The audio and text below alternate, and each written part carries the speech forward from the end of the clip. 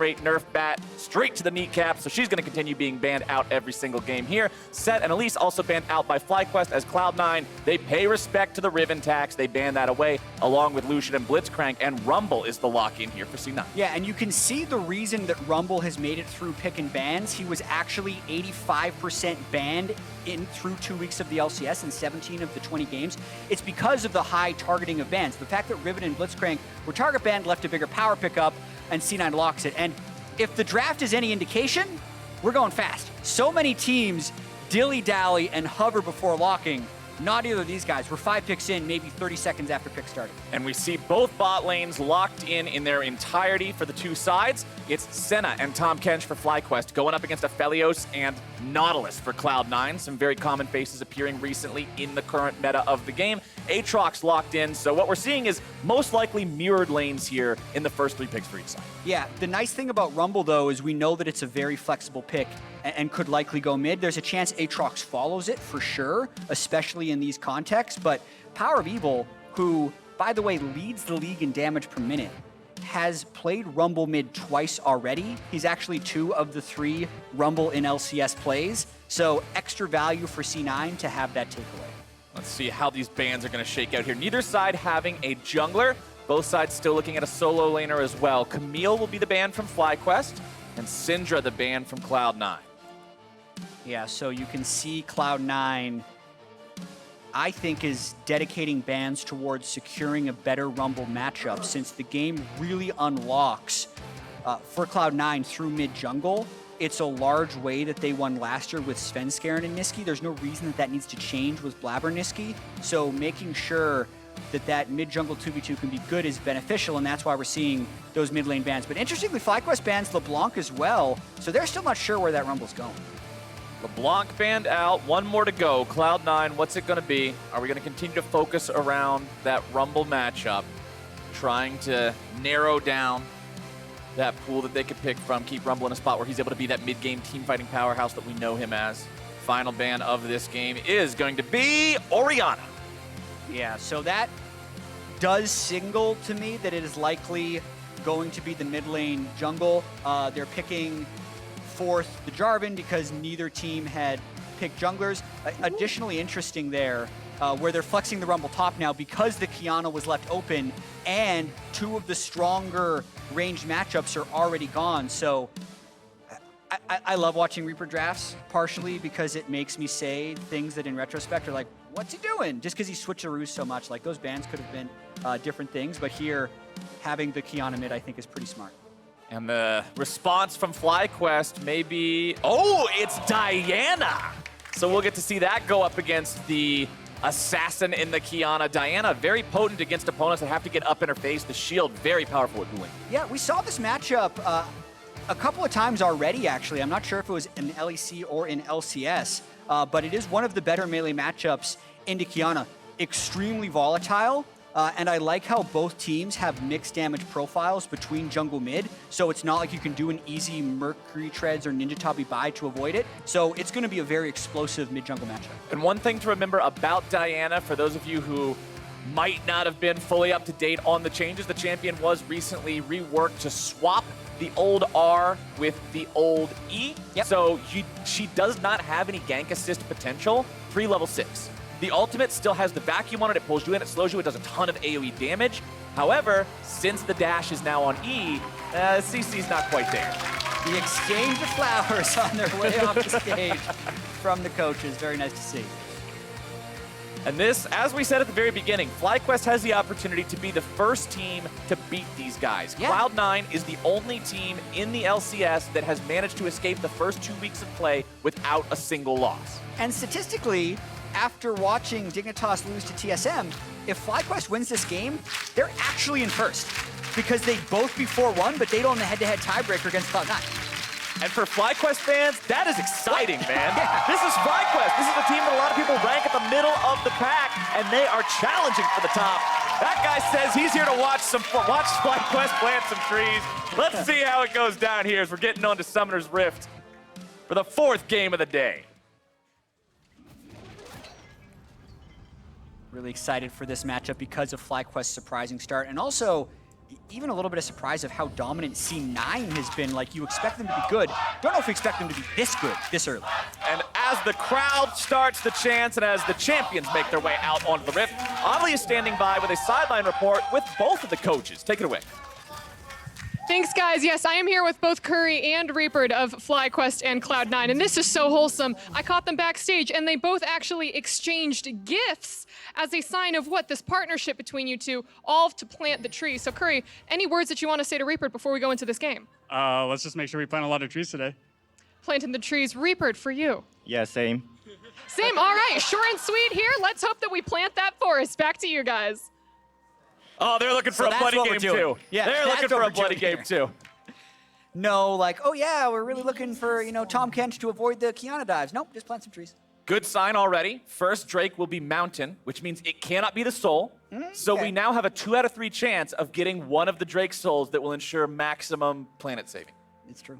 That's what I'm talking There we about. go. That's a Good good stuff. sign. The game itself has heard our prayers and come to answer. Let's see how these lanes break out. PowerOfEvil, as you said, the man who's currently topping the league in damage per minute. He is popping off in these performances recently for FlyQuest. Yeah, it's also surprisingly the best start of his LCS career. He's never started a season 3-1, so a lot of positives early on for FlyQuest, and really them getting put to the test this year. Nothing would make them be taken seriously more than a win over Cloud9, who everyone you talk to, and also just looking at the standings, you can tell that they are the best team in the league right now. And I like exactly how Zven worded it, because even when people are hyping him up saying, dude, you're playing awesome right now, like this is the return of the OG Niels. But he's saying, no, I'm playing better than I have been, but I'm playing like that on the best team. Yeah, gotta point out right now, though, something that's happening. The jungle's getting split, but I'm really curious to know if Blaber notices it, because he's doing a 3-camp clear. If he knew that it was an invade, he would have done 2 camps and wiggle his way straight into blue buff. He did not. So there's a good chance, because he's Gragas, he's doing a 3-camp recall to buy Predator boots, but is going to end up getting 3-buffed. And Licorice walks down now just to check that exact situation, see what's going on. Okay, the blue is gone. He's saying we got a problem here. But Santorin has already made his way back to his own jungle. Blaber walking towards bottom side, but as you said, no Predator boots available here. You have to wait for that first back to be able to buy him. You don't have a keystone effectively until that point, and that means Santorin is able to go over to his own blue, 3-buff complete. It's good start from Santorin. Maybe not as great as we would think, though, because of what Licorice did. I really love how much information Licorice just gave Blaber with which to make decisions. So yes, his blue buff is gone, but Licorice let him know that his whole camp and whole quadrant wasn't cleared. Wolves were still up, Gromp was still up, he can still take Scuttle, so he'll hit level 4 after doing this Scuttle and Gromp just fine, and not actually be that far behind on the play. And the 2-for-1 that Licorice actually accomplished there is in case Santorin was going for a cheesy gank, since he just shoved the wave into the turret, he wasn't going to die in a 2v1. At worst, it would have been a 1-for-1, so really good play from Licorice there. Speaking of a gank, Santorin may be looking to set something up here in the bottom side. Cloud9 does not want to step up too far. Santorin goes in, looks to find the knockup, not going to grab a lot. Vulcan and Zven doing a good job playing correctly against this move from FlyQuest, and they honestly walk away barely worse for wear. Yeah, that was excellent by Vulcan to actually cue the Jarvan EQ. It prevented the knockup onto either of them, and now Blaber's going for it. Oh, Viper underneath the turret. Gonna have to try to outplay here. Licorice taken down below 100 HP, but it's still gonna be a 3v1. TP coming in, warding Cloud9 away, trying to say, don't you dare dive this man. PowerOfEvil showing up to keep his teammates safe, and Cloud9 walks away. They go for the dive, though. That's the type of early action that we've seen out of both C9 and FlyQuest. A lot of teams have actually just kind of accepted that the lanes aren't going to have action until 8 minutes, and then they swap up. Not these two. Santorin has been one of the most active early game junglers. You saw his early attempt bot, and you already see an attempted dive there by C9. Important thing to note about that Cloud9 dive attempt, it was the flash used by Licorice there. Yeah. It was teleports forced out from both of the laners as they were both taken incredibly low, so those are not going to be available for either side. And while I'm talking about it, I want to point out this game. Massive TP advantage in the later stages of the game for FlyQuest. It is 3 teleports compared to 1. There are no additional teleports or summoner spellbooks or anything besides what Licorice has on the Rumble. Yeah, that's really big, especially when we're talking about WildTurtle, which has been a hot topic of conversation in terms of how do you swap up for that at 8 minutes, especially in this game where one team has teleport and one doesn't. The big challenge for Cloud9 right now, since they are the team, if you notice, without teleport on their AD carry, is to try and get WildTurtle to burn that early. The fact that Zven has a combat summoner, they would like to be able to push Turtle into the wave here and make him use teleport before 8 minutes. Otherwise, Rift Herald is basically conceded for free. Keep your eyes on that as we go through the next 2 minutes of the game, working towards that 8-minute mark. 5.5 minutes in, first Drake has spawned. You can see nobody heading towards him yet, but there is control ward vision down in the pit from Blaber. Sometimes teams like to go for these nice and early, but doesn't seem to be the play here from either side in this matchup. Santorin on the bottom side of his jungle, still prowling around over there. No kills yet on the board from either team. Mobility boots, the rush here coming out from Nisqy on the Qiyana. Sometimes we see Qiyanas go for an early Tiamat instead if they want to get extra wave push potential, but he just wants to make sure he's able to rotate around to these fights. Yeah, he may not have TP, but he's got really fast feet with that mobility boots. But it's gonna be tricky. Like, unless Blaber gives him river control, he can't leave that lane because PowerOfEvil will out-trade him. Here comes Blaber, though. Cloud9, control over the river, control over the scuttle. That one's secured, makes it so FlyQuest doesn't have any opportunity to really try to sneak any sort of a Drake should they get the chance, but when the mid lane is not in their favor, when the bottom lane is shoved up underneath the turret, kind of hard to go for one of those kinds of plays anyway. See if IgNar and Santorin can make anything happen here. Viper in trouble though. Licorice finding a very good trade. 100% HP left on the Rumble. Viper down to about a third. Really interesting moment in the game right here. With both top laners having no TP, and a level 6 fight against a Qiyana is always incredibly risky. Also notice the way that the bottom lane is consistently getting pushed up, and how now Vulcan has control of the river. So whoever has most control of the river is most likely to be able to do Drake, but unless they have enough of a window, they're not going to be able to invest that time. Zven and Vulcan will continue keeping control of this bottom side, shove those waves up, make Turtle and IgNar farm underneath the turret, put the pressure on nice and early. You can see a very slight CS advantage for Zven, but that's going to be evened up as Turtle farms up these last couple of minions. Jungler's not quite level 6. Remember, both these guys really explode in their gank potential once they've got the ulti. I just saw the C9 ping, so look at this. WildTurtle did use teleport to go back to lane, and the wave in bot is actually pushed up right now. So after this wave hits, we're going to see these people recall, and we're going to see them run straight out towards that Rift Trail. That's what I think the play is here. Watch the Cloud9 members. Is Jatt correct? Does he have the inside knowledge? Ladies and gentlemen, yes. It's not inside knowledge. Every team is doing this. I'm going to pretend like, let me talk you up, damn it. We need to pretend like this is secret information. Yeah, it's in the code. Yes, I need some 5 heads in the chat for what you've clearly deciphered here. Yeah. This is the Da Vinci Code, and you are just deciphering the entire thing as Cloud9 head towards the Herald. All right, well, in the code, you can see C9 has first setup, but the question is, since they've started it, can they burn it down fast enough? Probably, because WildTurtle, as we know, Senna is very slow at clearing waves of turret, but Santorin's going to be coming in here. It's just almost impossible to fight a Rumble, Qiyana, and River. Turtle does have the Dawning Shadow ready to fire. We know Senna ulti can have a pretty big impact in fights like these. Santorin's over the wall, but he goes over with the Blast Cone, so the EQ gets him right back to safety. It is Cloud9 picking up the Rift Herald, no contest. Yeah, and you could see FlyQuest was actually matching it anyway rather than getting pressure elsewhere, so this could be a disaster for FlyQuest. Oh, nicely done by Blaber there, using the body slam and the flash, followed up immediately by the ult. It puts Viper in a spot where he's not getting out. They want to give it away to Zven, and there you go, one shot in the back, first blood. Perfect execution of post-Rift Herald by C9. Viper had to respect that because it's not just about acquiring the Herald, it's about finding a good way to drop it. You don't want to drop a Rift Herald in a lane alone because it'll give you 2.5 plates. You want to drop it in a lane where you've already killed 2.5 plates so it can secure the first turret. And notice how C9, well, I'll show it after. They're going to recall after this to get pressure, but we're just going to watch this gank one more time. Blaber just flashing. Viper didn't get the early flash, and at that point, he's just completely dead. You gotta love the teamwork there just to make sure, hey, give the last hit to the guy who needs it. Sven's got the extra range with the Calibrum sniper rifle, takes him up to 550 to 650. Very easy to get that last shot there with the Ignite, giving the vision into the brush.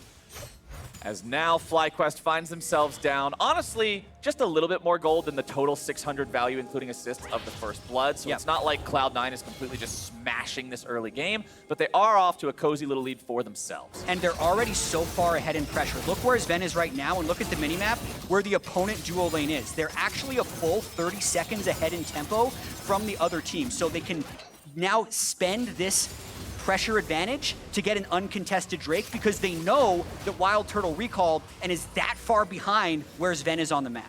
A little bit of a slow first Drake, but considering both sides wanted to play for other things like that early Herald, not too surprising. That one is secured.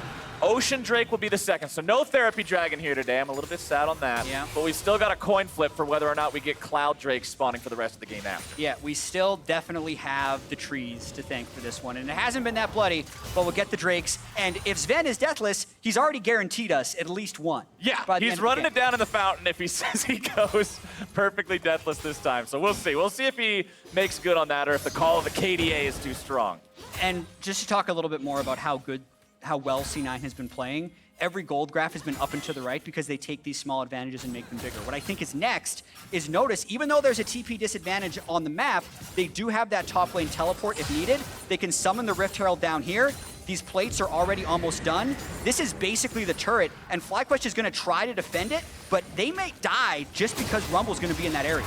Oh, baby, here comes your dive. They're looking to take down WildTurtle. Stasis going to be keeping him alive. Shelly underneath the turret. IgNar takes a bite, keeps his AD carry alive, but the turret itself will quickly fall. A little bit more damage will take that one down, and the play is, as you say, Cloud9. They use the Herald properly, and they're going to grab first turret.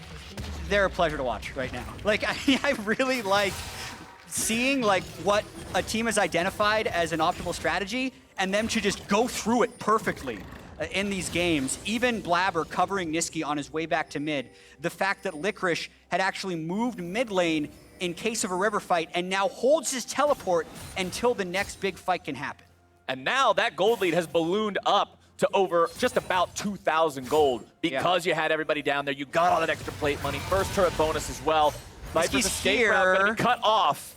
Licorice dropping the equalizer in a way that makes Viper not able to immediately run back to the lane and to the safety of the turret.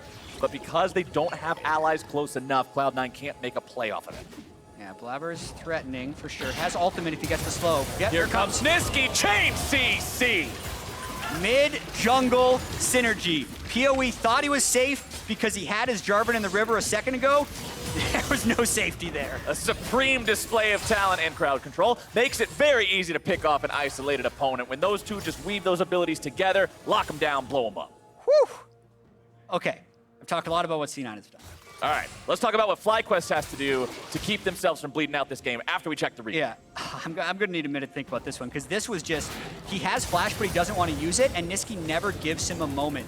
Notice how he walked over a control ward, flash EQ to guarantee the route, and then chained with the rest of the CC. It's like there was no time for PoE to react. What FlyQuest needs to do is neutralize the map as much as possible. They have pretty good lane setup right now. They've managed to push the top lane into turret, and the bottom lane is on C9's side. So that should give them a small window of time to get a little bit of control in this river with vision. So, like, just to hope they could get a pick before C9 fights them. Here could be that potential pick. Vulcan flashing over the wall to stay alive. Santorin and IgNar cannot follow up and go for the kill there, so Vulcan with a good use of Summoner Spell to stay safe and get himself out of the FlyQuest clutches. That was really good, though. You got to see how the side waves were pushed, so it gave them time to go into the river and make a play. And with the Senna mid lane, notice how they're contesting the wave. It's punishable if C9 can get a flank, but this is how he kind of needs to play Senna. Oh, Vulcan tried to go for the hook there, wasn't able to get it, got stopped by the minion. Blaber looking to make some kind of a play here, but doesn't want to go too deep. Here comes Santorin coming in from behind. Blaber's down to half HP. The Senna root found its way out of Vulcan, and there comes the Cataclysm. Santorin's going to get 2 stopwatches, but Zven brings in the firepower. IgNar's going to be roasted alive, and the stasis will barely keep him in there. The equalizer's brought down, and that is fried catfish, baby. Cloud9 is going to town in this team fight. WildTurtle, he even has to flash away, but it is too damn little, too damn late. Well, Congratulations on C9 for moving to 5-0 in the LCS. It's been fun. There's still lots of games to play, but you can see how daunting it is to play these guys, because, like, logically, that was a pretty good place for FlyQuest to be. But not only do you have to have the right macro, you have to be able to out-skirmish them. And the stopwatch usage here is what defined the fight for C9. The double stopwatch as the teleport is channeling and as Zven is weaving his ultimate through, which buys enough time for Licorice to get there, and then layering the equalizer on top of the enemy stopwatch to punish. At this point, the fight's already won, and FlyQuest is trying to salvage. That was their mistake. Beautiful Qiyana ultimate coming in right at the end to secure the 4th kill of the skirmish. FlyQuest unable to cut those losses. They lose so much. They're down 4,500 gold. 15 minutes into this game. Second Drake is alive. FlyQuest could be caught out of position. Vulcan goes in, but because Zven wasn't immediately there for the follow-up, Cloud9 does not want to overcommit. And I really like seeing this tempered aggression from this team. Yeah. Even though they're 4,000 gold ahead, they are not willing to walk into some sort of a play that could be less than optimal. They don't want to risk it. And they don't have Rumble Ultimate, or they did not have Rumble Ultimate during that first initial trade of spells. So now that they do, you can see them moving up to get full control of this second dragon. Cloud9 zoning their opponents away. Vulcan hanging out in the brush. There you go. He's able to find the dredge line onto the first target. Santorin going into the stasis. These stopwatches are just being smashed this game. Nisqy caught out off to the right, and he is blown up. Pretty important pick there coming out from the side of FlyQuest. PowerOfEvil looking to go forward even further. Ocean Drake taken very low, secured by Licorice. Blaber out over the wall. FlyQuest and PowerOfEvil won't be able to find anything else. Damn you, Infernal Dragon. This is not your game. The 1 in 3 chance. Flowers. Even the crowd disapproves. Yeah. Tying charity work to RNG is a dangerous move. It's very risky. It's very risky. That poor Infernal Dragon's gonna have a nightmare recovering from the bad PR of this. Yeah. He used to be everybody's favorite, but now the mighty have fallen. Yeah, first he gets nerfed, right? It was like 10% for one of them last year. Now it's 4% AD and AP. Now this. What's next? Just get off social media for a while, Infernal Dragon. You'll be fine. Let's see what Licorice is able to do down here in the bottom side, though, as Cloud9 still command a very comfortable lead here in this game. Just shy of 4,000 gold. 2-0 on the Drake count, 1-0 on turrets, 6-1 on kills. Every metric this game could be measured by. C9's ahead. Yeah, and how are they going to close this out? Also coming up, we're going to have Meteos 100 Thieves Jungler, who's coming off a big victory today. Also, help breaking down this game. Got to hear his thoughts on Blaber v Santorin. I mean, Blaber continuing now his all-time best win rate of LCS players. Only getting better this season as they stay undefeated, but really adding a lot to his young career already. And especially in the wake of following up a guy who was voted MVP in the previous split, where they took Team Liquid to 5 games in the grand final of summer in 2019. Cloud9 saying, no, we got faith in Blaber. The kid is ready to become the man, and he is stepping up, playing some good League of Legends here so far in 2020. 2-0-4, and he's the one dropping the Rift Herald there, making sure that turret falls in the mid lane, further extending the Cloud9 gold lead. This team is scary. Good Herald usage will open up more of their ability to roam. It also prevents WildTurtle and IgNar, the Senna Tahm Kench, from pushing up midway, because now they have more flanks to respect. And also, fun fact, that's now 8 Heralds in 5 games secured by C9, right? A lot of times, 2 Heralds don't go down in a whole game. C9 has gotten 80% of all possible Heralds so far this year. Yeah, that's pretty extreme. One thing I also want to point out here, I think an important itemization breakpoint that needs to be noticed. Vulcan's Stoneplate on this Nautilus is completed. Stoneplate Rush on tank supports is the new age meta. It lets you just go in there, be a massive target, a huge DPS sponge for your team. If you look across the board, IgNar does not have the same item completed yet. He has components. There's a Chain Vest, there's a No Magic Mantle. But if either of these supports get caught out, it's very easy for Vulcan to survive. For IgNar, I'm not singing the same song. And I think additively, looking at the damage profile of both teams will make Vulcan even tankier by comparison. Senna teams usually need something with high sustained DPS because Stoneplate supports exist. So Aphelios has that to cut through Tahm Kench. Rumble also has that to help burn down tanky targets. So really, again, Vulcan is at optimal power spike right now. He can be a true frontline tank engager.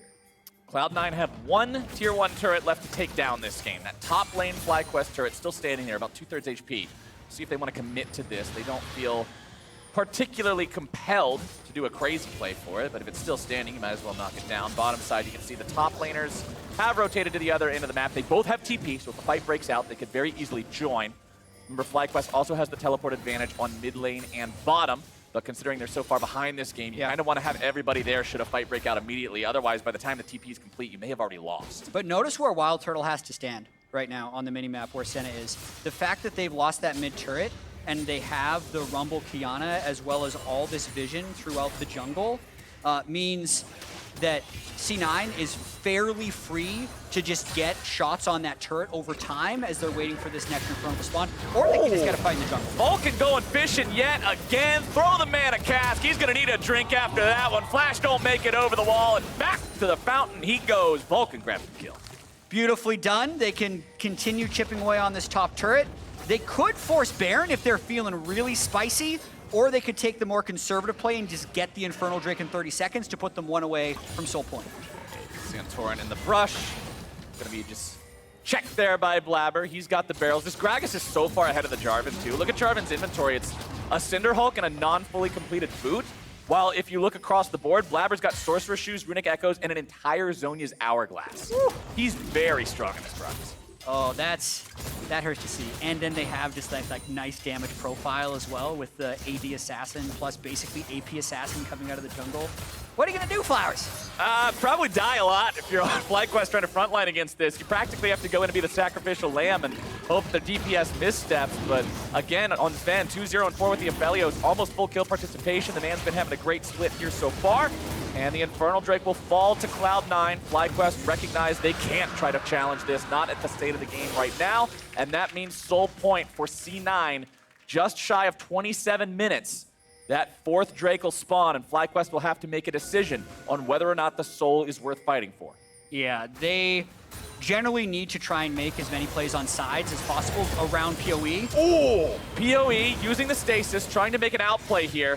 IgNar and Santorin show up to help, but Nisqy buys enough time, makes it so they can't make any sort of a move against him. He does expend both summoners. Yeah, gets the stopwatch out of PoE though, so not bad all things considered. Like, I think depending on C9's risk tolerance right now, it's totally a good play to just wait the 4 minutes and 20 seconds and then fight at Infernal. If we look at how like FlyQuest's composition could have worked, it's if they didn't get so blasted by the original Rift Herald play, which then snowballed around the map, because you can see like Diana is a good side lane matchup against the Qiyana, and Aatrox is also a good side lane matchup against Rumble. The 1-3-1 totally could have worked. It's just the fact that C9 has out-executed so far. So right now, I do think we're gonna chill for about 4 minutes and then get that next Infernal Drake. Just completed on his last back, Licorice was able to pick up Morellonomicon. Full item means he's able to reduce the healing of Viper in the ultimate form. Also going to shut down some of that Senna healing throughout the team fight. So any sort of the sustain that you would see from the team fight of FlyQuest is going to be further reduced, meaning life just gets harder for nature's favorite team. Cloud9 setting up shop in the jungle here now, laying down some of the vision. With all those tier 1s gone, it means you feel safer to push up, get that vision line down, make your opponent's map darker, make them more afraid to step up. They are threatening a lot of Baron side vision control 3 minutes before the Infernal Drake goes up. You can only put so much vision down on the map. Like if they do want to secure Infernal vision in 3 minutes, they're actually going to lose their Baron vision. But I can't fault them too much. Like it's something to do while they wait for Infernal to come up. Viper grabbing that bottom lane tier 1 turret. 24 minutes into the game, FlyQuest claims their first turret. And it's the bottom lane tier 1, not the most useful thing. Right, Viper looking to make his stand here against Licorice. 1v1, and Viper is showing off the power of the World Ender. Here comes Nisqy. Throw Licorice up into the air there, needs a little bit more damage. The cavalry has arrived, and Viper cannot complete his task in time. Nisqy picks up the kill. Viper did his best. That's just wasn't good. That's about all he could do. You're not running away from the Electro Harpoons, so stand and fight. Die with your boots on. Definitely a little bit baited by the fight from Licorice. Still actually creating pretty good sidewave pressure, right? Like they were able to get 2 of these turrets down. The gold's a little bit frozen. They're coming back a little bit. Respect the effort for sure. But that effort is not showing the results they want. It's 2 minutes until that final Drake Soul is there. 2 fully completed lethality items on Nisqy's Qiyana. Fighting around the river, so dangerous when the Supreme display of talent is ready to go. You can see the stopwatch ready on Licorice's Rumble, which has been contributing a lot of damage to the fights here so far. 2 crit items plus another cloak puts Zven's Aphelios at 70% total critical strike chance. The DPS is going to be massive in the upcoming fight. Yeah, Zven is absolutely terrifying if they can get any type of CC layering. No active stopwatches left on FlyQuest actually, so whatever Vulcan presses R on, Licorice can also press R on with Rumble, and that target is just probably dead. The stone plate is complete on IgNar's Tahm Kench. True. So we do have that. There is a defensive item there. This is interesting. They're actually going for the Baron right now, so they could have waited another minute, but they don't want the split push to get too powered up. They want to do something now. Remember, Santorin does have the opportunity to make this a 50-50. Does FlyQuest make their stand? Baron is going to be dropped off. PowerOfEvil, Santorin into the pit. Baron's going to be taken very low. Licorice, the man who secures it. PowerOfEvil going to be melted away. Santorin already down now as well. Licorice grabbing the killing spree. Nisqy on the side, looking to cut off the escape route. FlyQuest have already lost 2. It's a 2 for 0. Nisqy's got the supreme display of talent. IgNar going to be burned away next. The projectiles are flying. FlyQuest is dying. That is a clean play coming out from Cloud9. Whew, they get the Baron, they'll get the Infernal in 30 seconds, but Flowers, that looks stealable. I'm just saying. It was at 180 HP for a real long time. That was popping around. I thought for sure C9 would go for some type of fight, but that is one way. You have the fastest average game time in the league. You got to take risks occasionally. I would have liked to see him take it for. Let's watch this one more time. They do have Aphelios sentries set up, and PoE jumps in with Santorin to burst. So I actually love this. C9 likely just wanted to stop damage at 2K, but FlyQuest went to force it down from 2K. In doing so, though, they use all of their Diana engage, which completely exposes them for the ensuing team fight that Nisqy is able to get some lockdown on before Zven runs through for more kills. And Cloud9, now they've got an 11-1 lead, and they've got a fight on their hands. The flank! Tahm Kench goes in behind. Can FlyQuest do anything with this? I don't think so. PowerOfEvil's already out of there. IgNar taken very low. They're going to get 1 in retaliation. Turtle's burning away. Zven follows up on it. Santorin's just trying to hobble out. That is a 4 for 1. Cloud9 did lose their jungler, but is there any possible way they lose the Drake? No, sir. That is Infernal Soul for C9. I'm just saying, it's pretty incredible that Zven is just adding to that miraculous KDA. It was 51 before this game. It's 64. Math. It's one of those numbers that's higher than it was before. It's got to be approaching. Yes, of course. It has to be approaching an LCS record. It's actually like it is touching what he is doing, but like the history nerd in me says, Zven, you could go for 100.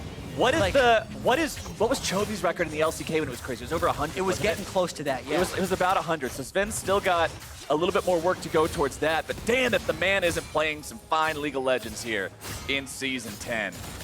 FlyQuest have lost a mid lane inhibitor. Yeah, this is what you want to see out of your AD. This is what AD carries aspire to be, man. Yeah, 63 is the current KDH for Zven. I'd love to know what the LCS record is for start of season. That's going to be like a difficult pull. We'll get that eventually. Watching this fight, you see Blaber separate WildTurtle on the bottom right of that screen as FlyQuest was trying to flank. So like the IgNar PoE flank was an okay idea, but it just couldn't be followed up by the rest of the team. And then the equalizer after it all funneled in was just adding insult to injury. It's over. Right down on 3 members, just completely claims the team fight for Cloud9, plants a flag in it.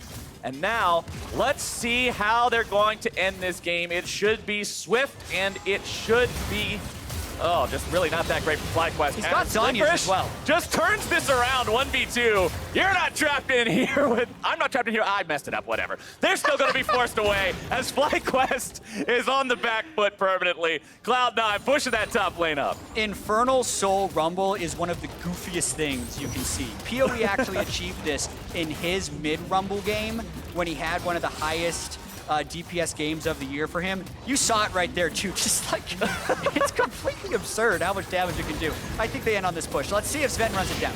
One last chance, FlyQuest. It's going to take some kind of a miracle here. Let's see them make their stand. Cloud9 going for the end of the game. There comes your root! The Moonlight Vigil sends them back into the fountain. Oh, this is Nexus tricky. turret number 1, it's gone. Nexus turret number 2, that's the target. Vulcan on the front line, Stoneplate ready to go. There comes your follow-up engage. In from Blaber, Stasis also coming out to dodge away from the Dawning Shadow.